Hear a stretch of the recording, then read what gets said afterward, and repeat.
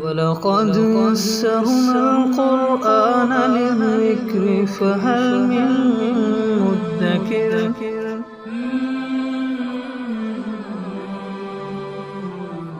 سورہ تکبیر۔ اعوذ باللہ من الشیطان الرجیم، بسم اللہ الرحمن الرحیم۔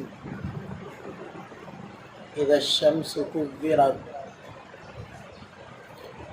اس پہلی آیت مبارکہ سے لے کر 14 نمبر آیت تک قیامت کے احوال کو بیان کیا جا رہا ہے۔ تو فرمایا کہ جب سورج کو لپیٹ دیا جائے گا، لپیٹنے سے سورج بے نور ہو جائے گا، روشنی ختم ہو جائے گی، لیکن لپیٹنے کی کیفیت کیا ہوگی اس کو اللہ تعالیٰ ہی بہتر جانتے ہیں۔ وَإِذَا النُّجُومُ انْكَدَرَتْ، اور جب ستارے ٹوٹ ٹوٹ کر گریں گے۔ وَإِذَا الْجِبَالُ سُيِّرَتْ، جب پہاڑوں کو چلا دیا جائے گا۔ وَإِذَا الْعِشَارُ عُطِّلَتْ، اور جب 10 ماہ کی گابھن اونٹنی کو بیکار چھوڑ دیا جائے گا۔ عربوں کے نزدیک اس زمانے میں اونٹنی ایک قیمتی مال سمجھا جاتا تھا، اور خاص کر جب وہ اونٹنی امید سے ہو، اور پھر امید بھی 10ویں مہینے کی ہو تو اور زیادہ اس کی اہمیت بڑھ جاتی تھی۔ اور یہ جو احوال ابھی چل رہے ہیں 6 نمبر آیت تک، یہ نفخہ اولیٰ کے احوال ہیں، یعنی جب پہلی مرتبہ سور پھونکا جائے گا تو اس وقت کی یہ کیفیت ہوگی، یہ 6 واقعات اس وقت پیش آئیں گے۔ اور جب پہلی مرتبہ سور پھونکا جائے گا تو اس سے گھبراہٹ ہوگی، اور لوگوں کو اپنی قیمتی ترین چیزوں کا بھی ہوش نہیں رہے گا۔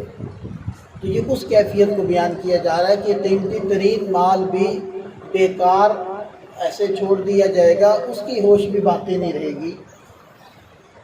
اور فرمائے کہ وَإِذَا الْوُحُوشُ حُشِرَتْ، اور جب جنگلی درندے اکٹھے کر دیے جائیں گے۔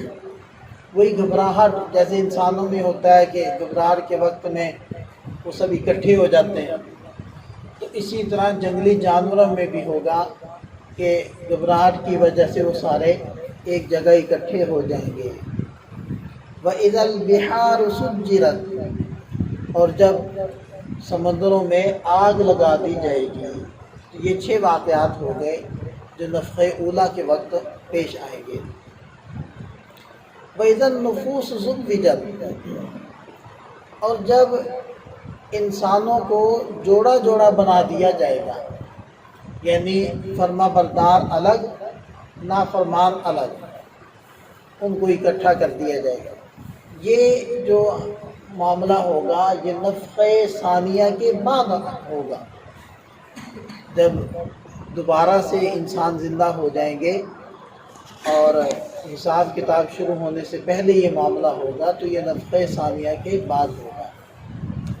وَإِذَا الْمَوْءُودَةُ سُئِلَتْ، اور جب زندہ درگور کی ہوئی بچی کو پوچھا جائے گا بِأَيِّ ذَنبٍ قُتِلَتْ، کہ تمہیں کس گناہ کی وجہ سے قتل کیا گیا۔